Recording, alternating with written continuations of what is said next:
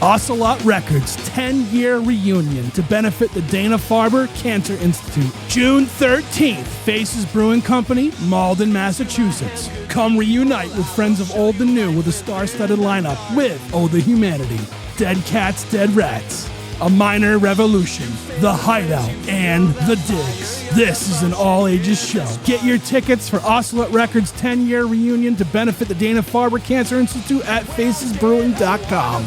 Hey, this is Rev from the Drowns, and if you still believe in rock and roll, then keep the dial set here at the Struggling Artist Podcast. You're listening to the Struggling Artist Podcast. People need to be entertained. They need the distraction. With your host, Trev Allen. I wish to God that somebody would do something to block out the voices in my head for 5 minutes.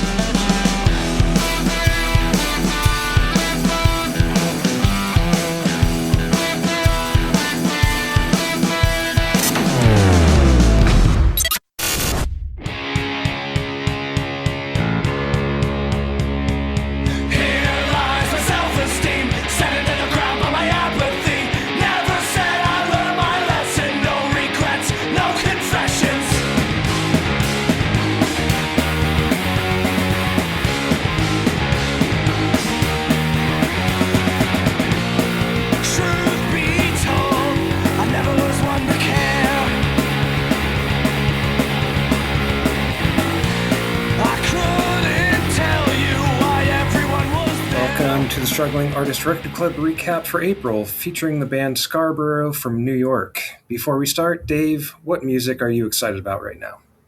Really into the new Social Distortion album. It's kind of crazy. It took them about 15 years, but Mike Ness got cancer, and anyway, I've been really into that one. Bird Legs, featuring Eric from the legendary Nerve Agents, along with Jade from AFI.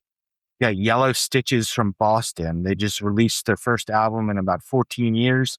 They kind of play like a Sugar Oi style. We got the new Face to Face live album. They're one of my favorite bands, and that's sold out in 2 hours. So I'm really glad I got that. Basically, if I didn't click on Instagram at that time of the day, I would not have gotten that. So really glad I got that. Record Store Day was a lot of fun. I picked up a lot of albums there. My favorite would be the new, the Joe Strummer one. Okay. Global A Go-Go. Really been listening to that a lot. And then some other releases that I've been really enjoying are the new Killigans. They remind me of Flogging Molly a lot. The new Terror, Street Dogs, Fading American Dream, the 20th anniversary release. It's one of my favorite albums of all time. I pre-ordered the new Real Mackenzies on a picture disc. That looks really cool. Menzingers from Philly, pre-ordered that. Again, new pre-order for AFI, one of their older albums with a famous song, Miss Murder, on it. Been getting back into AFI lately. Okay. Rudimentary, P9. The EPs of Rudimentary, P9 were released last week, reissued. Got that on white vinyl. Frozen Soul, a death metal band. Trevor Keith from Face to Face released his first, I don't know if it's first, but he released a solo album. I pre-ordered that. Mischief Brew from Philly, Alternative Tentacles, released a gold copy of that. I only had that on black originally, so I gifted the black one to a friend last week, and then now I have the one on gold coming up. Big D and the Kids Table, pre-ordered that. Rudy Nuno, I have that landing Friday or Saturday. That's really cool. It's got Amy of the Interrupters singing on it, and then the other dude from the Interrupters, he produced it. So yeah, as always, just a lot of stuff, a lot of pre-orders, a lot of albums, a lot of reissues. Just never seems to end. Yeah. As far as I've got, haven't really picked up a lot of new music recently because I'm trying to pack up some stuff. Yeah. I'll be moving in a few months, so I don't want to buy more than I need to right now. Makes total sense. Yep. Yeah. I did also pick up the Killigans. I saw you post about it on Instagram, so showed up about a week later for me. I had mentioned to you Doom Scroll, and I went to see them about a month ago now. And you mentioned some of their other bands were pretty good too. So I got Atrocity Solutions vinyl. I can't remember the title of the album, but it's pretty good too. You got that. That's awesome. Yeah. That's really good. That's one of my favorite ska punk albums of all time. It's just so epic. Really amazing stuff. You're going to enjoy that a lot. I think it's over an hour in length. Yeah. It's nice. It's crazy, right? How long it is. Yeah. And I bought a bunch of other records when I did the Atrocity Solutions, but I haven't really paid attention to anything. I've been so busy with work and other stuff. And the NHL playoffs, so I'm spending most of my evenings watching hockey for a bit. Same. Yep. It's always sorry about Philly. Yeah. Or congrats for the first round. Sorry about the second round. Carolina's just a much better team. Is what it is. Crazy. Yeah, they're so good. Yeah. I do have a concert coming up in a couple weeks. I'll be singing the Swingin' Utters for the my fourth time. And then early next month, probably, it's going to be before we record again, I'll see the Raging Nathans, which I'm really looking forward to. Oh, yeah, they're excellent. Two epic bands there, Raging Nathans and Swingin' Utters. Can't beat that. Yeah. I think that's all I've got for now. Cool. Sounds good. Hopefully you enjoy Swingin' Utters. They're just one of the best live bands. Absolutely love seeing them.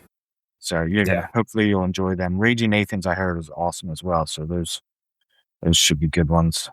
Yeah, I actually I told you before, I got Biohazard tomorrow. So, and then after that, I got Larry and His Flask, June 15th, and then a bunch of other shows. So anyway, go ahead and read that. Sorry, what were we going to say? I was just going to say, last week, my boss told me that he's flying to Japan to see Iron Maiden. Yeah. I remember you telling me your boss was an Iron Maiden fanatic. That's a little much. I got tickets for Iron Maiden in September in Philly, so I don't need to go to Japan, but I'm sure he'll have a good blast. Yeah, he's going to take his son. They're going to do some touristy stuff, so it'll be a good time for them. Definitely. All right, the readout. We got Friends. We're 4 months into the 2026, and we aren't slowing down one bit. I present to you Scarborough's latest record, Hate Season. This album gives me huge 80s hardcore mixed with 90s skate punk vibes. I get like a Pennywise, Bad Religion meets Bad Brains type mixture. This is a band I recently discovered, and I wound up being pissed at myself for not hearing of them sooner. The vulnerability of Shy, pronounced Shu, I'm just going to say Shy, puts into the lyrics through the trials and tribulations of substance abuse, being a father, dealing with the political climate, prominent, yet still vague enough for anyone to relate to the music, makes him one of my favorite songwriters. I hope you all enjoy Hate Season as much as I did on first listening. I threw a flyer for the record club with each record, share it with a friend. Also, I want to shout out to Dave and Ryan for doing a great job hosting the record club recap on the Struggling Artists podcast channel. Enjoy it, Trev. Hey, that's us. That is us. We are trying the best we can. Yeah, I think we're getting into a good groove recently. Yeah, I think it took us a couple episodes to get going pretty well. All right. This nervous breakdown in progress is Jerky Bill, right? I want to make sure I call him out correctly. Okay. So Jerky Bill sent us a review on Instagram, or posted a review on Instagram, I should say. So April's Struggling Artist Record Club brings a release I almost pulled the trigger on earlier through the record company Bandcamp page. I'd previously bought a copy of Scarborough's earlier releases, Here Comes the Hangover and Wolves on the Radio. And I'm a big fan of their skate punk quick as hell style. Flash forward from 2013's demos to now with Hate Season. It starts with a tongue-in-cheek instrumental that sounds of a mix of high school ska band and Good Charlotte. That's all of 1 minute long. Immediately switching to Midnight Special. That reminds us of the fast as fuck skate punk beginnings. I appreciate the Latin punk of Scene Futuro. I'm took Spanish in high school, but obviously I don't know how to pronounce things. Tapping into that Latin punk scene that is so unforgivingly ignored by too many. Benzos and Coke tells us time goes by too quick whether you're a family dude or disenfranchised Coke fiend, though I personally wouldn't go the Coke route since I could fit the bottle up my nose. Insert dead laughter here. Hey, Trev, throw some in. I get that life is fleeting no matter what you got. Save yourself. A plea to those in the throes of depression and surrounded by similar people in that same situation, but they are unable to help each other as they focus on helping themselves. Kill Your Ego, a sequel to the previous song that says, whatever you're using to heal yourself hasn't worked. Try something new, or else. Hate Season. There's a broken and possibly shitty family dynamic at work here that I'm sure will be the subject of many more at songs to come. Not sure. Instagram stuff. Chaser is my favorite song of the release.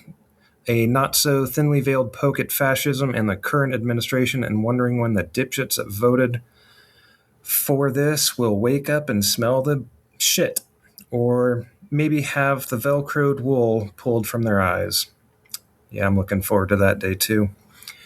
We all do, man. We all do. I could go on. There's lyrics that describe recovery, need for forgiveness, another cry for help, reluctant acceptance, and the suck it up or else. That bass riff on Got Soul is fantastic. The guitar and drums are frenetic throughout the release. I Bet on Stage. I'm going to murder this name, sorry. Rafika? Rafika? I'll go with that, because it's a PH in the name. Looks like an octopus when... I bet on stage Rafika looks like an octopus when playing. She's the drummer. So, yeah, that would make sense. There are deviations from earlier releases, Turn It Up and Got Soul have pop-punk tendencies. Not bad, just different. That's part 1 out of 2. 2 out of 2 is kind of brief. I can go ahead and keep reading that. Save Yourself switches between pop-punk and skate-punk effortlessly. A possible clue for things to come. The lyric sheet is much appreciated. At Sell the Heart Records has many bands in their discography that are much worth listening to, and definitely get a hold of Scarborough's earlier stuff as you will not be disappointed. Yeah.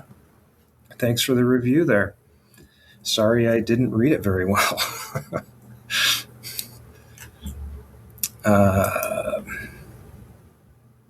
Okay. I'll go ahead and read mine. If you're a regular listener to the record recap, you would remember that I used to write these wacky, bizarre stories, and that would pretty much be my review. I did this because I felt it was unique and different, and then when the bands seemed to enjoy the stories, and Trev and Chris seemed to laugh and enjoy it, I decided I would keep creating them. For whatever reason, I haven't written one since the 40 Reps review, which was, I believe, in the fall time. So it's been some time. So I felt it was time to make everyone suffer through one again.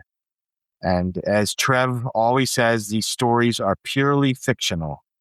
The main character's name is Rev, spelled R-E-V. This is a tribute to one of the greatest skate punk albums ever, 10 Foot Pole's Rev, and also the Drowns vocalist called the Rev. The name should not be confused with our epic leader, Trev, spelled T-R-E-V. However, Trev's readout did inspire this story. So here we go. Rev, again, not Trev, Rev, knew every punk, hardcore, and ska band in America.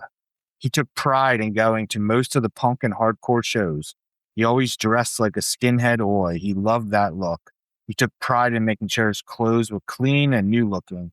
He'd get a drink at the bar and watch the band, never speaking to anyone or going into the pit. He had to focus because in his mind, he was the one who would tell the band which label to sign to. He felt he had a gift. He would listen to a band and know exactly where their career path would be. He would contact labels and say, you're signing this band, they will sell X amount of records. The variants need to be splatter and just straight black. After this album, a manager will be needed. Tour these spots. The label and band would pay him a consulting fee, even though they never hired him and he never requested money.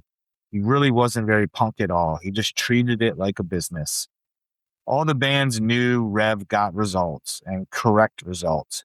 He was kind of like the scene leader, even though nobody really liked him since he never seemed to have a good time. But his ability to connect the dots and make everything flow was remarkable. If a band was booked at a venue he felt was wrong, he would contact them and the venue and explain why he felt this way, and they would listen. If a band recorded a bad album, he would produce and master the next one to get them back on track. He was a musical genius. When Scarborough released Hate Season and the scene lost their minds, Rev lost his mind too. How did this band never enter his radar? How could they create this masterpiece without his help? He listened to the album over and over. It was the perfect combo of Bad Brains meets skate punk and hardcore, a combination he hadn't heard in a long time. Rev started digging around his record collection, and Rev started digging around. He found out they were from New York and had been around for over 15 years. This was their second album. They toured the tri-state area, but how had Rev never heard of them? He tried to sleep, but just repeated the name Scarborough over and over in his mind. Scarborough, Scarborough, Scarborough. Who was this band? He reviewed flyers from shows he'd been to and saw Scarborough listed, but he had no memory of seeing them. One day, the hair stood up on his arms when he found Scarborough's first album, Here Comes the Hangover, in his record collection. He looked further, and when he saw the new album, Hate Season, in his record collection as well, he thought it was a side effect from too many benzos and cokes. Scarborough was now meeting with big labels and talking to the best producers about their next album. This was all stuff Rev would be involved in, but no one cared about him now, since he couldn't even provide guidance or help to one of the scene's biggest bands. The band's song, Turn It Up, was now playing on the radio all the time. Every punk loved that song. When Rev heard the first song on the new album, Midnight Special, and the lyric, I'm a broken disaster, he knew the singer Shai was talking directly to him. He knew his career was over. A month later, Rev pivoted genres and went to hip-hop shows. He dressed in baggy pants and chains, his hat was on sideways, a blunt was behind his ear, and a 40-ounce malt liquor in his hand. He spoke with a fake accent. What it be, mofos? Listen up. Name's Rev. You want to succeed, listen to me. I make or break bands.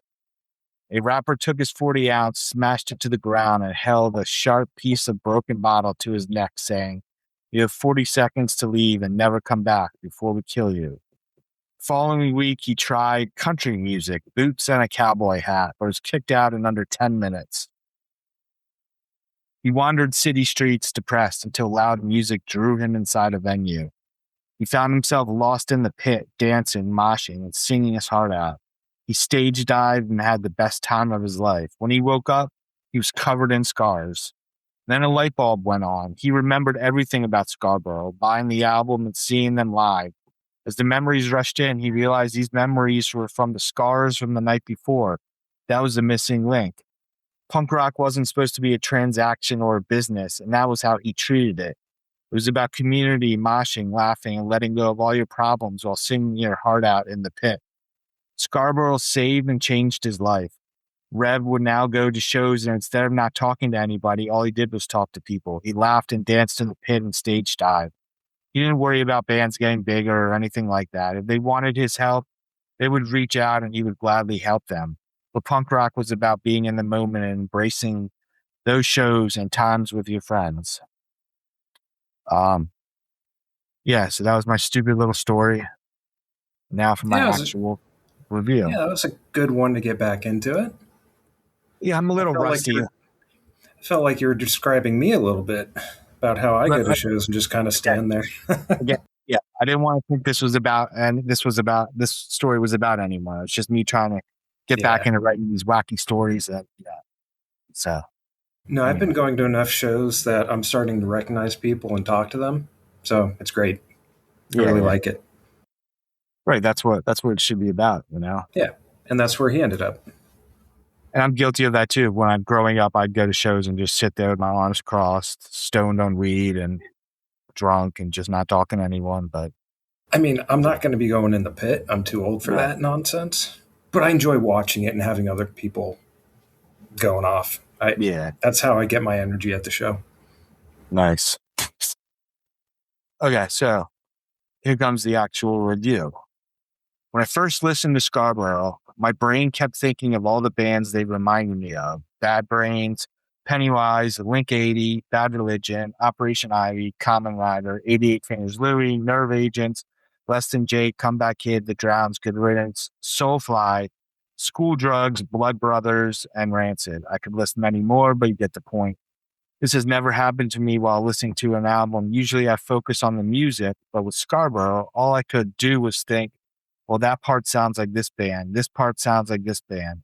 It's not a bad thing, I'm not trying to say they're copying. It's just amazing how they touch on so many different styles and genres of punk rock. I've never come across a band that sounds like a different band every 30 seconds to a minute. After 30 years of listening to punk and hardcore, hearing a band touch on every band I've loved over those decades is something really cool. Almost like summing up my musical tastes. If I put all the bands I love into an AI program, maybe it would create music like this. Thankfully, this isn't AI. These are real humans making real music from real emotions. The album opens up with an intro horn section. I've never really liked intros at the start of albums. I feel like they would fit perfectly in the middle of an album to kind of give the listeners a break, a breather. So yeah, I'm not really a fan of that, the intro, and really that's the only mistake I felt this album had. So after the instrumental intro, we get to Midnight Special. The chorus, I'm a broken disaster, is something everyone can relate to. Pretty much because politicians and big pharma never aim to heal and unite us, but keep us divided and sick for their profit. The left hates the right hates the left, and the politicians and big pharma profit from it. Dark steals the light is a fantastic lyric from the opening song as it's describing society and the planet, dark forces stealing the light of hardworking good people. The next song impressed me a lot because it sounds like Soulfly, a metal band I like. The lead singer of Soulfly, Max, is from Brazil, and he uses Brazilian tribal beats. And I really didn't expect a punk band to do the same. If I remember correctly, Shai, with his interview with Trev, said he was inspired when he went to Puerto Rico and he wanted to use some of the native sounds from that in that song. Benzos and Coke is next. It's a fast, short song about Shai's therapist prescribing benzos to him. Save Yourself brings out the Bad Brains meets skate punk vibe. A song about staying positive during dark mental days. Kill Your Ego, Not Yourself features some awesome horns. Hate Season has strong Bad Brain vibes. Chaser reminds me of New Jersey's School Drugs, known for their hardcore thrash vibe. A great song. A Nidina, I'm not sure how you pronounce that, as a killer skate punk vibe.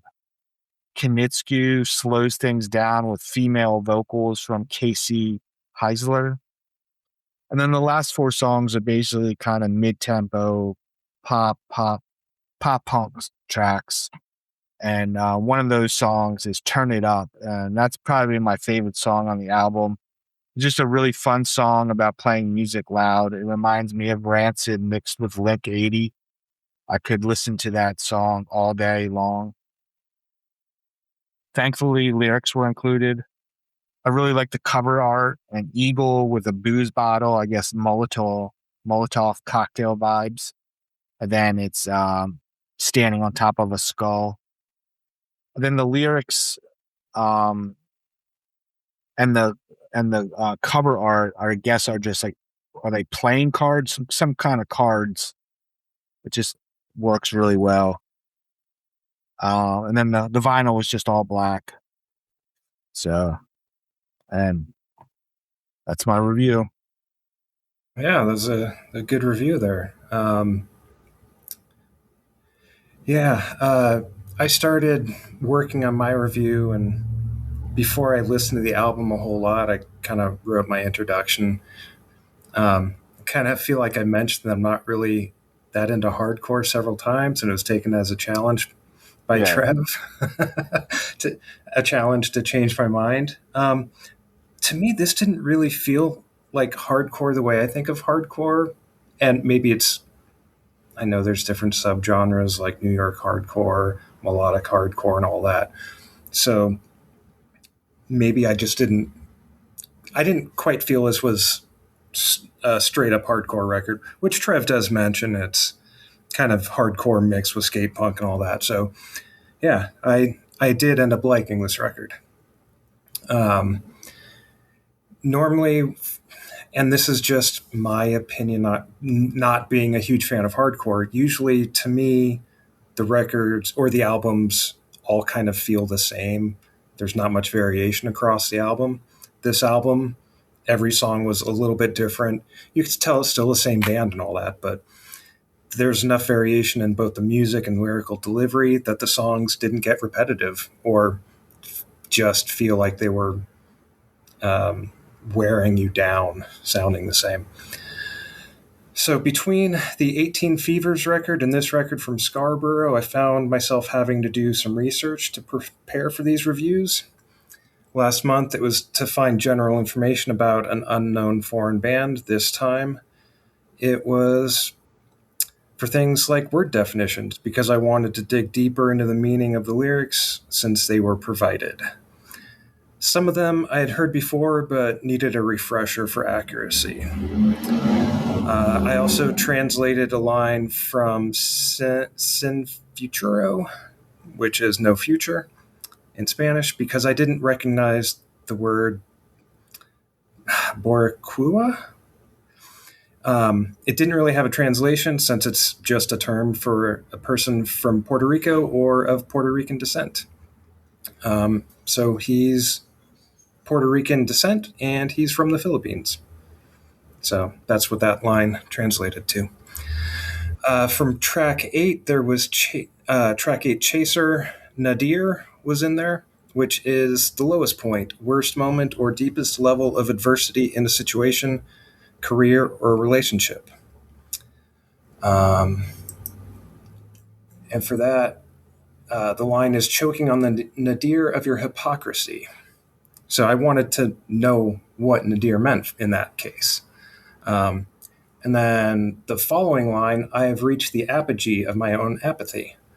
I like that he used apogee because it rhymes nicely with apathy. I had heard apogee before, but needed to remind myself. It's the highest point, like a zenith. It's also the opposite of nadir. So those two work well together in that song. And then track 9, Anhedonia. I think that's how it's pronounced. This one I found interesting. It's the reduced ability to experience pleasure or a total loss of interest in activities once found enjoyable. It is a core symptom of depression and other mental health conditions, often described as a feeling of numbness, emptiness, or a void where joy used to be. It's nice to know there's a term for how I felt for much of the last decade. Yeah, that's really cool. I was wondering what that meant myself, but I'm glad you did the research. Yeah, and then track 10, the title Kintsugi, which means golden joinery. It's the centuries-old Japanese art of repairing broken pottery by mending fractures with lacquer mixed with powdered gold, silver, or platinum. Rather than hiding damage, this technique highlights scars, treating breakage as part of an object's history and beauty. I was familiar with this technique for repairs, but I didn't know what the term was, but glad I do now. And I felt a little bit differently than you from that instrumental intro. I liked it. I liked it because it was 1 minute of just an instrumental, and then it led right in perfectly to the first track. And it just took off hard after that opening instrumental. The combination of the first two tracks and how they flowed together set the tone for the rest of the album. And I actually saw a band do this once. They went up on stage and just started playing instruments like for the first 30 seconds to a minute. And then, after that they stopped and introduced themselves and all that. It was an interesting way to see it, to start a show. So this kind of reminded me of that. So I did enjoy it. We don't all have to enjoy the same thing. So that's exactly, great. Right. Track 5, Save Yourself, was another one that resonated with me. It was another song about depression that I found relatable, but this time it felt different to me. Typically, when I have this kind of a connection to a song, it's because I relate to the songwriter's perspective. I think that because of where I've gotten in my mental health journey, this time I felt more like the audience, and it's reminding me to keep going. Some of the lyrics are, I wish I could help you, but I can't even fucking help myself. And so I'm asking you, believe that you are worth it and trust that one day you'll save yourself. So I kind of feel like I can take pressure off of him because he's not trying to save me right now. He can't even help himself.